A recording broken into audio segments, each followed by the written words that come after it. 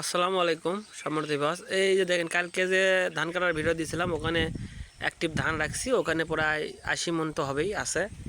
আর এখানে আছে হলো 43 বা 44 বস্তা আনা হয়েছিল, 50 মণের মতো। তো এই দেখেন এইভাবে ধান রাখছি, কিন্তু বৃষ্টিতে আজকে সকালে বৃষ্টি হয়েছে, অবস্থা ভালো না, ধান তো লাগাতে যাবে না। তো আল্লাহ ভালো জানে ধান ভেতরে কি হবে। তো আশা করা যায় যে যা দেখতেছি যে প্রায় বাংলাদেশের অধিকাংশ জেলায় এই আবহাওয়া নর্মাল। এই কারণে আকাশে রোদ নাই, মেঘাচ্ছন্ন আকাশ। এই কারণে ধান যারা কাটতেছে তারা অনেক অসুবিধার মধ্যে আছি।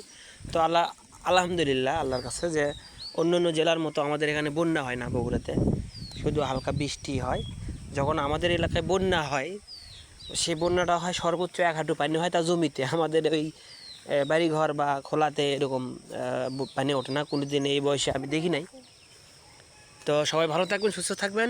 ধন্যবাদ সবাইকে। আসসালামু আলাইকুম।